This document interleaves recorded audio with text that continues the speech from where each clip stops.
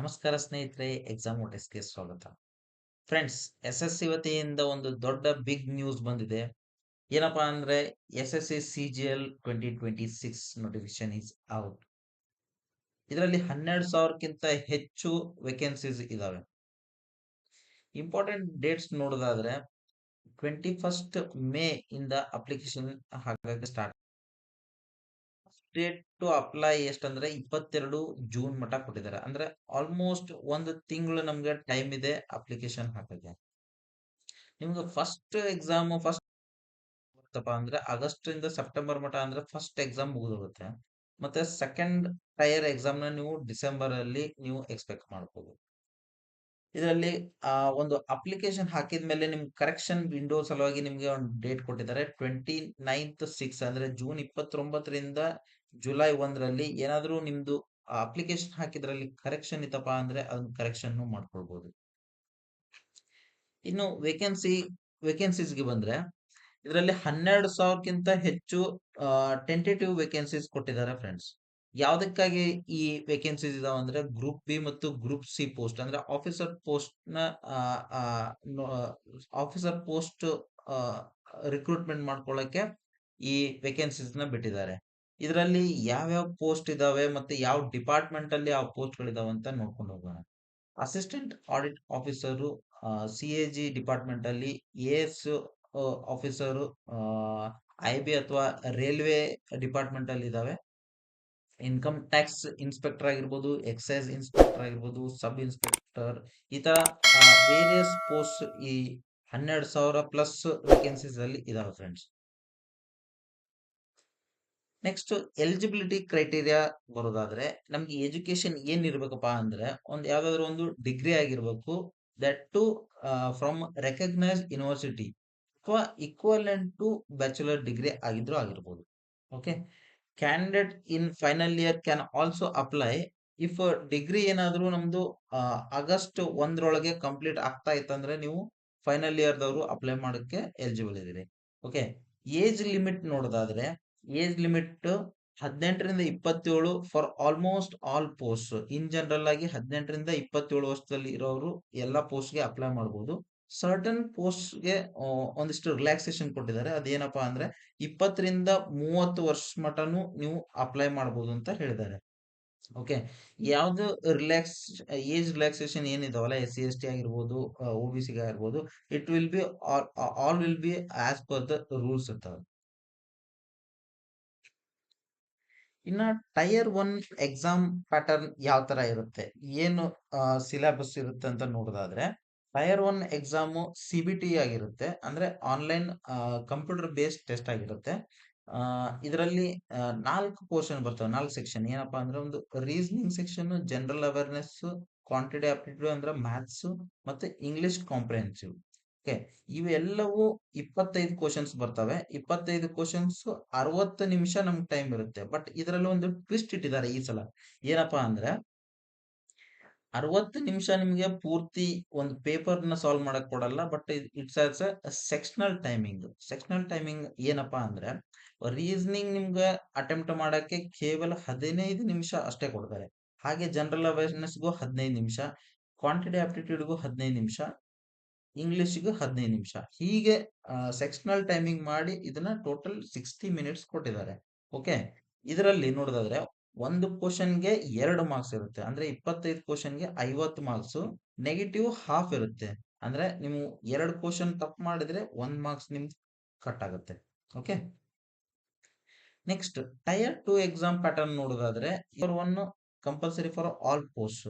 ಏನಂದ್ರೆ section wise ಮಾಡಿದ್ದಾರೆ. ಏನ್ 4 ಸೆಕ್ಷನ್ ಮಾಡಿದಾರಲ್ಲ, 4 ಸೆಕ್ಷನ್ ಅಲ್ಲಿ ಸೆಕ್ಷನ್ 1 ಏನ್ ಹೇಳುತ್ತೆ ಅಂದ್ರೆ maths 30 questions, reasoning 30 question.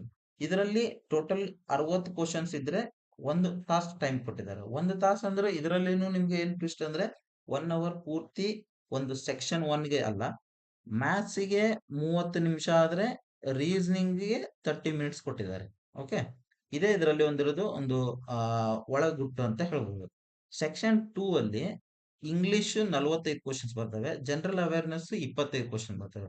Total 75 ಕ್ವಶನ್ಗೆ 60 ನಿಮಿಷ.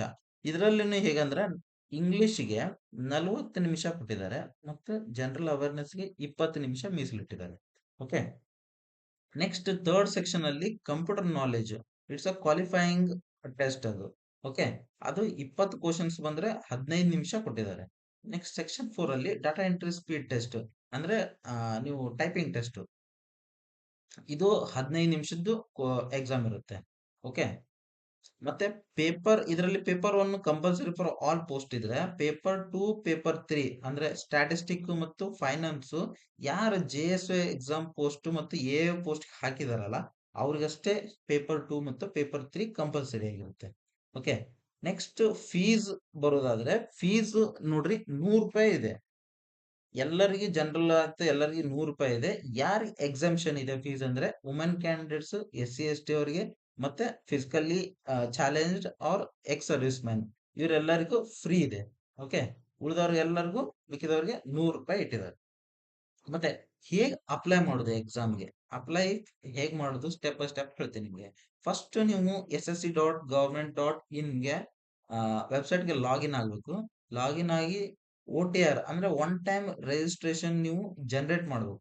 ಏನು ಅಪ್ಲಿಕೇಶನ್ ಹೇಗೆ ಹಾಕ್ಬೇಕಂತ ನಿಮ್ಗೆ ಡೀಟೇಲ್ ನೋಟಿಫಿಕೇಶನ್ ಇರುತ್ತೆ. ಡೀಟೇಲ್ ನೋಟಿಫಿಕೇಶನ್ ನಿಮ್ಗೆ ನಾನು ಲಿಂಕ್ ಅಲ್ಲಿ ಹಾಕಕ್ಕೆ ಪ್ರಯತ್ನ ಪಡ್ತೀನಿ. ಅದನ್ನ ನೋಡ್ಕೊಂಡು ನೀವು OTR ನ ಹೆಂಗ್ ಮಾಡ್ಬೇಕು ಅಂತ ನೋಡ್ಕೊಳ್ಳಿ. ಓಕೆ. ನೆಕ್ಸ್ಟ್ ಲೈವ್ ಫೋಟೋಗ್ರಾಫ್ ಅಂದ್ರೆ ನಮ್ದು ಒಂದು ವೆಬ್ ಕ್ಯಾಮ್ ಇದೆ. ವೆಬ್ ಕ್ಯಾಮ್ ಇಂದ ನಾವು ಲೈವ್ ಫೋಟೋಗ್ರಾಫ್ ನ ಕ್ಯಾಪ್ಚರ್ ಮಾಡೋದಿರುತ್ತೆ. ಕ್ಯಾಪ್ಚರ್ ಮಾಡಿ ಹಾಕೋದಿರುತ್ತೆ. ಯಾರು ಅಪ್ಲೋಡ್ ಮಾಡಕ್ ಹೋಗ್ಬೇಡಿ. ನಿಮ್ದು ಹಳೆ ಫೋಟೋಸ್ ಯಾವ್ದಿದ್ರು ಅಪ್ಲೋಡ್ ಮಾಡಕ್ ಹೋಗ್ಬೇಡಿ.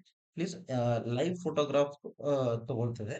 ನೆಕ್ಸ್ಟ್ ಪೋಸ್ಟ್ ಪ್ರಿಫರೆನ್ಸ್ ನ ಫಿಲ್ ಮಾಡೋದಿರುತ್ತೆ. ಅಂದ್ರೆ ನಮ್ಗೆ ಗ್ರೂಪ್ ಬಿ ಅಲ್ಲಿ ಯಾವ ಫಸ್ಟ್ ಪೋಸ್ಟ್ ಇರಬೇಕು, ಸೆಕೆಂಡ್ ಪೋಸ್ಟ್ ಯಾವ್ದು ಬರಬೇಕು, ಥರ್ಡ್ ಪೋಸ್ಟ್ ಯಾವ್ದು ಬರಬೇಕು. ಹಾಗೆ ಗ್ರೂಪ್ ಸಿ ಅಲ್ಲಿ ಯಾವ್ದು ಫಸ್ಟ್, ಸೆಕೆಂಡ್, ಥರ್ಡ್ ಅಂತ ಪೋಸ್ಟ್ ಪ್ರಿಫರೆನ್ಸ್ ಕೊಡೋದಿರುತ್ತೆ. ನಂಬರ್ 1, 2, 3, 4 ಅಂತ ಈ ತರ ಪ್ರಿಫರೆನ್ಸ್ ಕೊಡೋದಿರುತ್ತೆ.